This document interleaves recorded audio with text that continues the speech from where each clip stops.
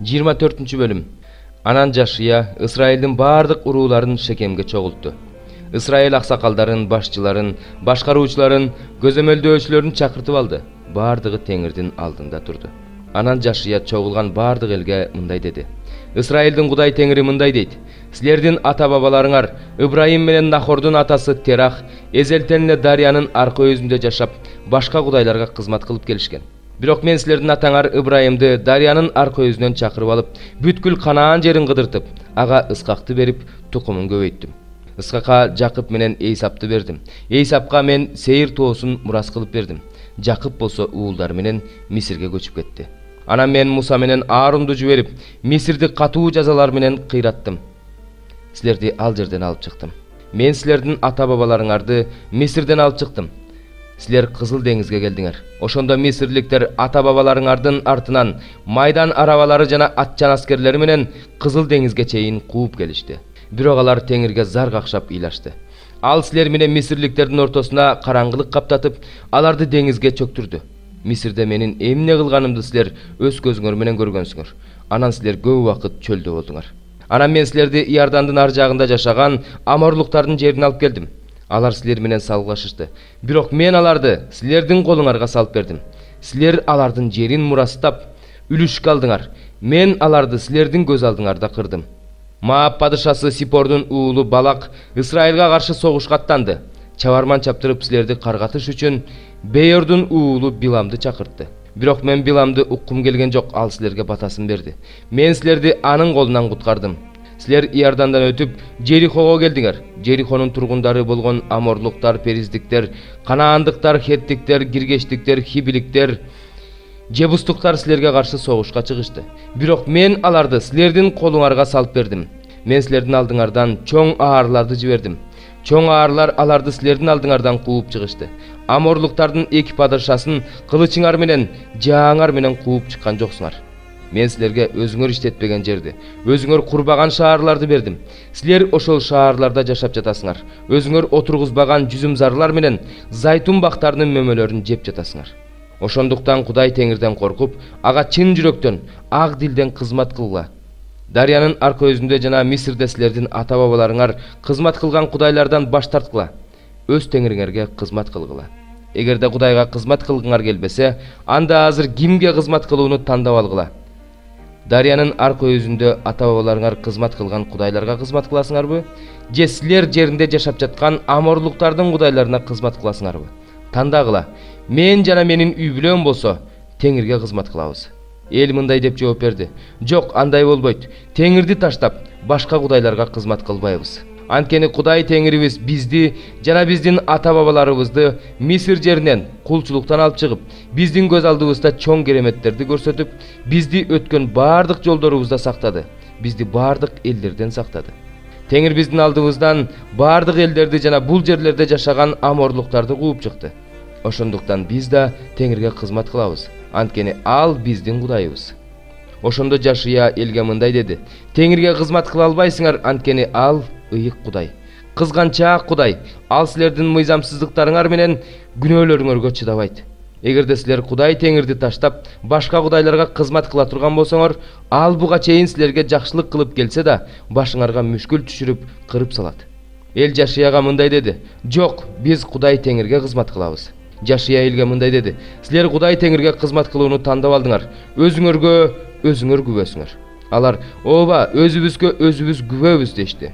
Андай болсо башка кудайларыңардан баш тартып, жүрөгүңөрдү Исраилдин Кудай Теңирине бургула.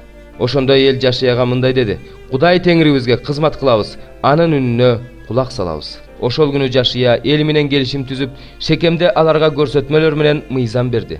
Жашия бул сөздөрдү Кудайдын мыйзам китебине жазды да, бир чоң ташты алып, Теңирдин ыйык жайынын жанында өскөн эмен дарагынын түбүнө койду. Анан Жашия бүткүл элге: Мына бул таш бизге күбө болот, анткени ал Теңирдин бизге айткан сөздөрүнүн баарын укту. Эгерде Кудайыңардан баш тартсаңар, ал силерге каршы күбө болот деди. Анан Жашия элди ар бирин өз жерине кое берди. Ошондон кийин Теңирдин кулу Нундун уулу Жашия 110 жашка чыгып көз жумду. Аны өз жерине, Гааш тоосунан түндүккө карай кеткен Эпрайым тоосундагы Тимнат Серахка коюшту.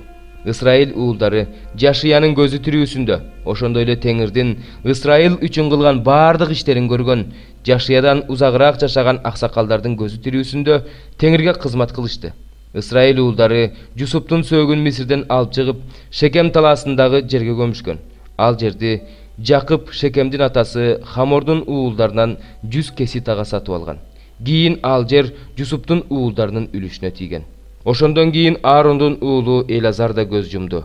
Аны уулу Пинахастын үлүшүнө тийген Эпрайым тоосундагы Гибага коюшту.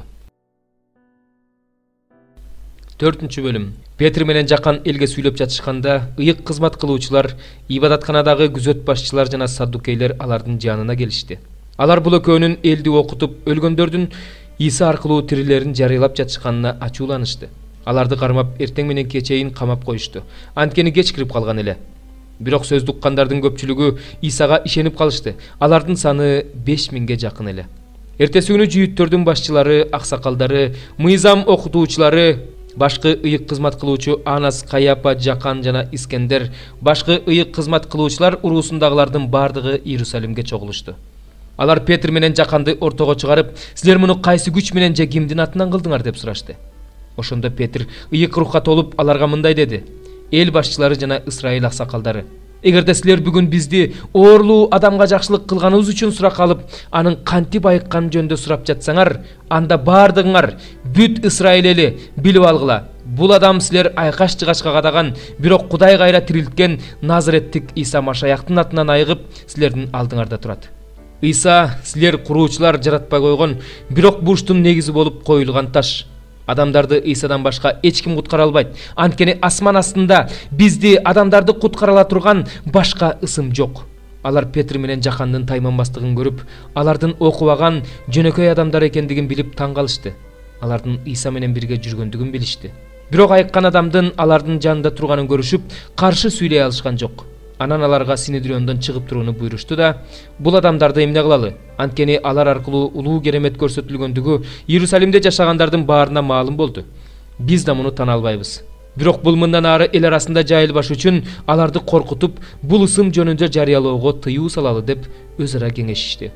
Анан аларды чакырып, Исанын ысымы жөнүндө таптакыр сүйлөбөгүлө да, окутпагыла деп буйрук беришти. Бирок Петр менен Жакан аларга: Өзүңөр ойлоп көргүлөчү, Кудайды укпай, силерди угуу Кудай алдында туурабы? Биз көргөнүбүз менен укканыбызды айтпай кое албайбыз деп жооп беришти. Алар болсо эл тургандыктан ал экөөнү жазалоонун ыңгайын таба алышпай, аларды дагы бир жолу коркутуп, бошотуп жиберишти. Анткени элдин баары болуп өткөн окуя үчүн Кудайды даңктап жаткан эле. Оорусунан керемет менен айыккан бул адамдын жашы 40тан ашып калган болчу.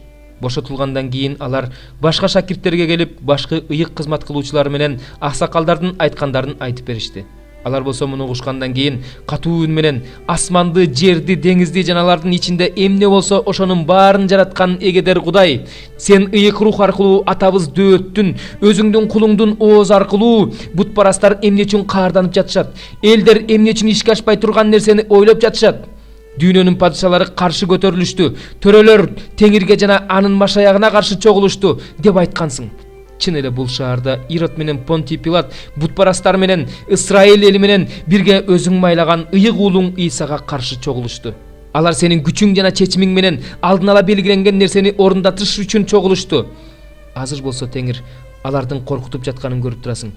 Өзүңдүн сөзүңдү тайманбастык менен айтышыбыз үчүн кулдарыңа кайраттуулук бере көр. Сенин ыйык уулуң Исанын атынан оорлууларды айыктыруу үчүн, кереметтерди жана жышаандарды көрсөтүү үчүн өзүңдүн колуңду суна көр деп Кудайга чогуу сыйынышты.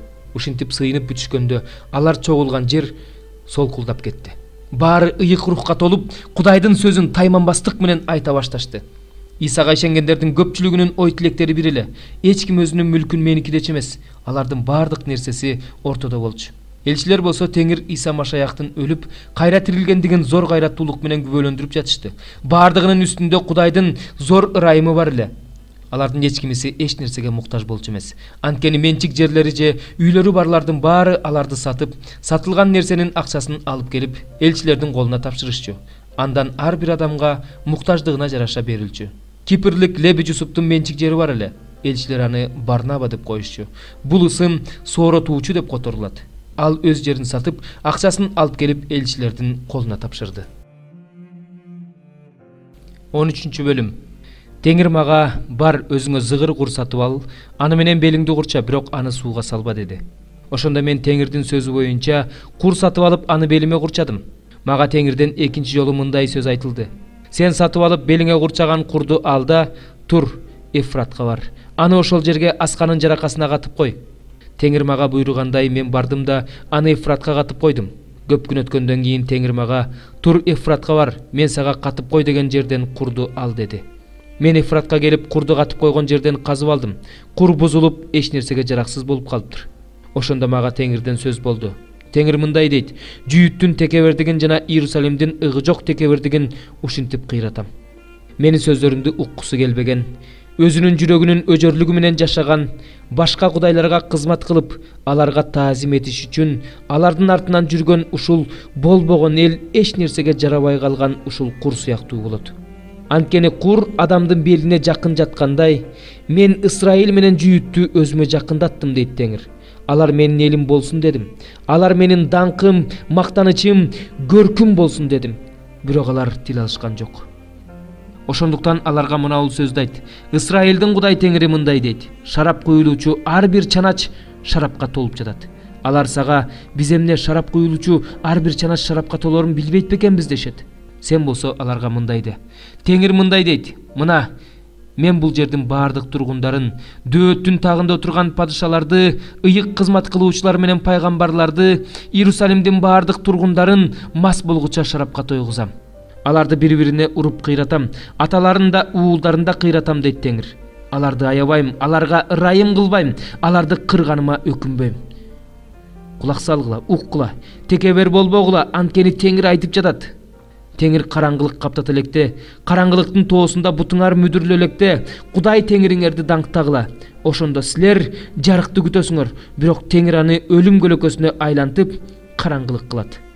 Эгерде силер муну укпай турган болсоңор, анда менин жаным жашыруун жерлерде силердин текебердигиңер үчүн ыйлайт, катуу ыйлайт. Көздөрүмдөн жаш төгүлөт, анткени Теңир үйрү туткундалып кетет. Падыша менен ханышага мындай деп айт: моюн суңгула, төмөнүрөөк отургула, анткени силердин башыңардан даңкыңардын таажысы кулады. Түштүктөгү шаарлар жабылуу, аларды ача турган эч ким жок. Жүйүт бүт бойдон туткунга кетип жатат, бүт бойдон туткунга кетти. Башыңарды көтөрүп түндүктөн келе жаткандарды карагыла.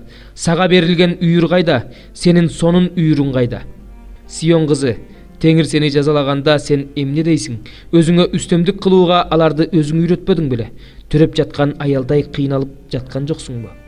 Эгерде сен өз жүрөгүңдө эмне үчүн бул менин башыма түштү дей турган болсоң, бул сенин көп сандаган мыйзамсыз иштериң үчүн болду. Этегиң ачылды, согончогуң жылаңачталды. Эфиопиялык адам өз терисин өзгөртө алабы? Илбирс өзүнүн чаар темгилин өзгөртө алабы? Ошондой эле жамандык кылып көнгөн силер жакшылык кыла аласыңарбы? Ошондуктан аларды чөл шамалы учурган топондой кылып учуруп жиберем. Мына сенин энчиң. Сага менден ченелген үлүш ушул дейт Теңир. Анткени сен мени унутуп, жалганчылыкка таяндың. Ошондуктан сенин абийириң ачылышы үчүн этегиң бетиңе көтөрүлөт. Мен сенин бузуктууңду, сенин токтолбогон кумарданууңду, тойбостугуңду, талаадагы адырлардын үстүндөгү жийиркеничтүү иштериңди көрдүм. Кайгы сага, Иерусалим, сен качанкыга чейин тазаланбайсың. 27 бөлүм. Эртең менен бардык башкы ыйык кызмат кылуучулар менен аксакалдар чогулуп, Исаны өлүм жазасына тартуу үчүн кеңешме өткөрүштү. Алар аны байлап алып, башкаруучу Понтий Пилатка алып барышты. Исага чыккынчылык кылган жүйүт анын айыпталганын көргөндө өкүнүп, 30 күмүш тыйынды башкы ыйык кызмат кылуучулар менен аксакалдарга кайта алып келди да, күнөөсүз кандын төгүлүшүнө себепкер болуп, күнөө кетирдим деди. Алар: биздин ишибиз эмне, өзүң бил деп коюшту. Жүйүт күмүш тыйындарды ибадатканага ыргытып жиберип, ал жерден чыкты да барып асынып өлдү. Башкы ыйык кызмат кылуучулар тыйындарды жыйнап алып: бул кандын наркы, муну ибадаткананын казынасына салууга болбойт дешти. Өзара акылдашты да бөтөн жерликтердин сөөгүн коюу үчүн ал тыйынга карапачынын жерин сатып алышты. Ошондон улам ал жер бүгүнкү күнгө чейин кандуу талаа деп аталат. Ошондо Жеремия пайгамбардын алар ысрайылдыктардын аны баалаган баасын 30 күмүш тыйынды алып, теңир мага айткандай карапачынын жерин сатып алышты деп айткан сөз аткарылды. Иса башкаруучунун алдында турду. Пилат андан: "Сен жүйүттөрдүн падышасысыңбы? Өзүң айтып турасың", деди Иса. Айыптап жаткан башкы ыйык кызмат кылуучулар менен аксакалдарга Иса такыр жооп берген жок. Ошондо Пилат ага мындай деди: "Сага каршы кандай күбөлөндүрүүлөрдү айтып жатышканын угуп жатасыңбы?" Бирок Иса анын бир да сөзүнө жооп берген жок. Пилат буга аябай таң калды. Пасах майрамы сайын эл каалаган бир туткунду боштондукка чыгарууну башкаруучу адат кылып алган эле. Ошол учурда түрмөдө Барабба деген атагы чыккан бир туткун бар болчу. Баары чогулганда Пилат мындай деди: "Кимди бошотушумду каалайсыңар? Бараббаныбы же Машаяк аталган Ыйсаныбы?" Анткени аны көрө албастыктан улам кармап беришкенин Пилат билчү. Пилат сот тагында отурганда аялынан: "Ал адил адамга тие көрбө. Анткени мен түндө түшүмдө ал үчүн аябай кыйналып чыктым" деген кабар келди. Ошол учурда башкы ыйык кызмат кылуучулар менен аксакалдар: "Бараббаны сурагыла, Ыйса өлүм жазасына тартылсын" деп элди көндүрүп жатышты. Пилат алардан: "Экөөнүн кимисин бошотуп берүүмдү каалайсыңар?" деп сурады. "Бараббаны" дешти алар. "Анда Машаяк аталган Ыйсаны эмне кылайын?" деген Пилатка баары бир ооздон: "Ал айкаш жыгачка кадалсын" деп жооп беришти. Башкаруучу: "Ал кандай жаман иш кылды эле" десе, алар: "Кадалсын" деп ого бетер катуу кыйкырышты. Эч нерсе жардам бербестигин, тескерисинче ызы-чуу күчөп баратканын көргөн Пилат суу алып, элдин алдында колун жууду да мындай деди: "Бул адил адамдын каны үчүн мен күнөөлүү эмесмин. Өзүңөр билгиле." Элдин баары: "Анын каны биздин жана биздин балдарыбыздын мойнунда болсун" деп жооп беришти. Ошондо Пилат аларга Бараббаны бошотуп берди. Ыйсаны болсо камчы менен сабаткандан кийин айкаш жыгачка кадатуу үчүн аскерлердин колуна тапшырды. Башкаруучунун аскерлери Ыйсаны падыша сарайына алып келишти да бүт аскер бөлүгүн анын тегерегине чогултушту. Ыйсанын кийимин чечип алып, падышалар кийүүчү кочкул кызыл чапан кийгизишти. Тикенектен таажы өрүп, башына кийгизип, оң колуна таяк карматышты да алдына тизе бүгүп: "Салам жүйүттөрдүн падышасы" деп келекелешти. Ага түкүрүштү, чыбык менен башка чапкылашты. Келекелешкенден кийин андан падышалар кийүүчү кочкул кызыл чапанды чечип алып, өз кийимин кийгизишти. Анан аны айкаш жыгачка кадоо үчүн алып жөнөштү. Жолдо алар Киринеялык Шимон деген адамды учуратып, Ыйсанын айкаш жыгачын мажбурлап көтөртүп коюшту. Ошентип алар Голгофа деген жерге келишти. Еврей тилиндеги бул сөз баш сөөгү деп которулат. Ага өт кошулган шарап беришти. Ал анын даамын татып көрүп, ичпей койду. Аны айкаш жыгачка кадап коюшкандан кийин кийимдер үчүн өкчөмө таш ыргытып, өз ара бөлүп алышты. Андан кийин ошол жерге олтуруп, аны күзөтүштү. Баш жагына "Бул жүйүттөрдүн падышасы Ыйса" деп жазылган, анын айыбын көрсөткөн тактайчаны илип коюшту. Ыйсанын жанына эки кылмышкер да айкаш жыгачка кадалды. Бири анын оң жагына, а бири сол жагына. Ал жерден өтүп бара жаткандар баштарын чайкап: "Ибадаткананы бузуп, 3 күндө тургузуучу, эгерде Кудайдын уулу болсоң, куткар өзүңдү. Түш айкаш жыгачтан" деп тилдеп жатышты. Башкы ыйык кызмат кылуучулар да, мыйзам окутуучулар жана аксакалдар менен бирге аны мындай деп шылдыңдашты: "Башкаларды куткарды, өзүн болсо куткара албайт. Эгерде ал Исраилдин падышасы болсо, айкаш жыгачтан түшсүн, ошондо биз ага ишенели. Ал Кудайдан үмүттөнчү эмес беле? Эгерде ал Кудайга жакса, Кудай аны куткарып алсын.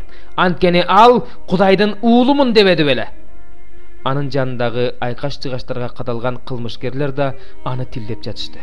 6 сааттан 9 саатка чейин бүт жерди караңгылык басып турду. 9 саат чамасында Ыйса "Эли, Эли, лама шабактани" деп катуу кыйкырды. "Бул Кудайым-ай, Кудайым-ай, мени эмнеге жалгыз калтырдың" деп которулат. Ал жерде тургандардын кээ бирөөлөрү мунукканда ал Илиясты чакырып жатат дешти. Алардын бири дароо жүгүрүп барып, соргуч алып келди. Аны ачуу ичимдикке малып, таяктын учуна илип, Ыйсанын оозуна жакындатты. Кээ бирөөлөр болсо: "Кое тур, Илияс келип аны куткарар бекен, көрөлү" деп жатышты. Ыйса дагы бир ирет үнүн катуу чыгарып жан берди. Ошол учурда ибадаткананын көшөгөсү жогорудан ылдый айрылып, экиге бөлүнүп калды. Жер титиреп, аскалар жарылды. Мүрзөлөр ачылып, ыйык маркумдар тирилишти. Алар мүрзөлөрүнөн чыгып, Ыйса тирилгенден кийин ыйык шаарга кирип, көп адамдарга көрүнүштү. Жүзбашы менен бирге Ыйсаны күзөткөн аскерлер жер титирөөнү, болуп жаткан окуяларды көрүшкөндө үрөйлөрү учуп, бул чын эле Кудайдын уулу болчу дешти. Ал жерде Галилеядан бери Ыйсага кызмат кылып, ээрчип келген аялдар да бар эле. Алар алыстан карап турушту. Алардын арасында Магдалалык Мариям, Жакып менен Жусуптун энеси Мариям жана Зебедей уулдарынын энеси бар болчу. Кеч киргенде Ариматаялык Жусуп деген бир бай адам келди.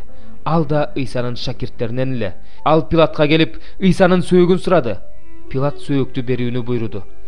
Жусуп сөөктү алып, таза болотнай менен кепиндеди. Анан ал аны асканын бооруна оюлган өзүнүн жаңы мүрзөсүнө алып барып койду. Мүрзөнүн оозун бир чоң ташты тоголотуп келип жапты да кетип калды. Магдалалык Мариям менен дагы бир Мариям ошол жерде мүрзөнүн маңдайында отурушкан. Эртеси ишемби күнү башкы ыйык кызмат кылуучулар менен фарисейлер Пилаттын алдына чогулуп мындай дешти: «Мырза, жанагы алдамчынын тирүү кезинде 3 күндөн кийин тирилем дегени эсибизге түшүп жатат. Ошондуктан мүрзөнү 3 күнү кайтарууга буйрук бер. Шакирттери түн жамынып келип сөөгүн уурдап кетип, элге ал өлүп кайра тирилди деп айтышпасын. Ошондо бул акыркы калп мурункудан да жаман болот». Пилат аларга: «Сакчыларды алгыла да барып каалаганыңардай кайтарып алгыла» деп койду. Алар барып ташка мөөр басышты да мүрзөнүн жанына сакчыларды коюшту.